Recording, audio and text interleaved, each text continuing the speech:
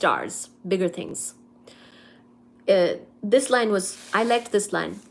This supermassive black hole has been gobbling a solar mass, a sun's worth of mass of material every few millennia, every 1,000 years or so.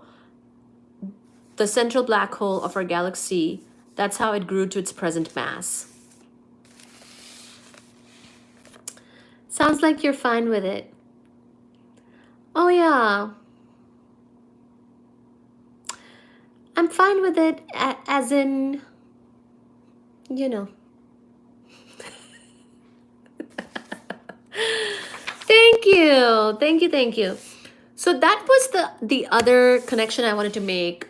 We spoke about the different ways in which a star can die.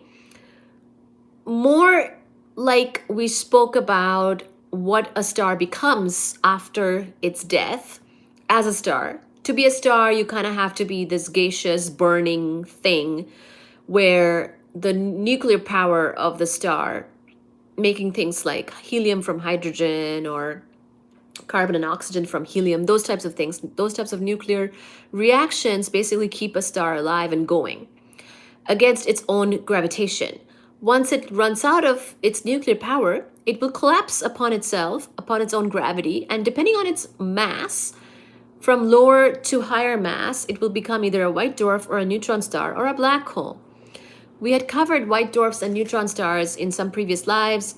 I think the last live we talked more at length about neutron stars, which have star in the name, but really it's a stellar remnant. It's not really a star. It's a dead star supported by neutron degeneracy pressure. And we talked about that, what that means and things like that, and how these neutron stars are thought to be pulsars or pulsars are thought to be neutron stars. Stuff like that. Yes, I talked about neutron stars too. And then we kind of needed to talk about black holes still, so we did that today.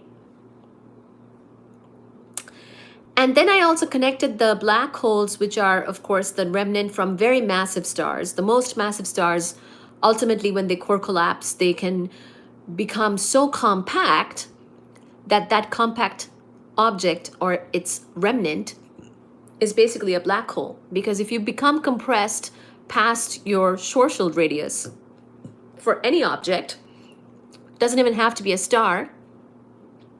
Even a human being can be compressed to the point of becoming a black hole.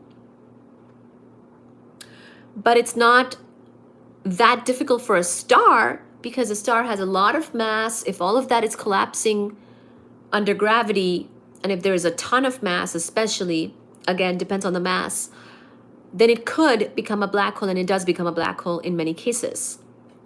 So we kind of looked at that, the Schwarzschild radius math and all of that, and we saw,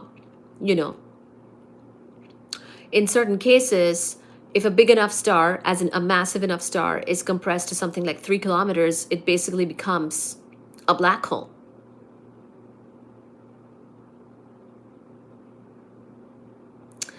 Exactly.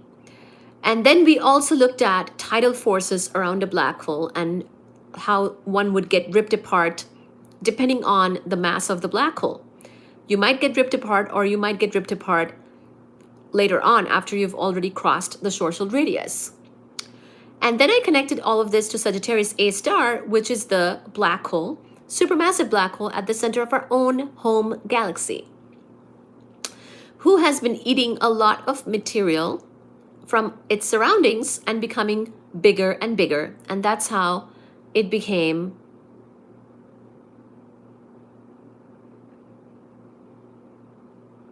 a supermassive black hole. It did not just get made as a supermassive black hole. It got made as a normal black hole, but it's been since then eating a lot of material. And the way it's been eating material from all of that accretion of hot gas, we actually get signatures of it as well in the form of radio waves and X-rays. So that illuminates, pun intended, about the existence of such things like supermassive black holes.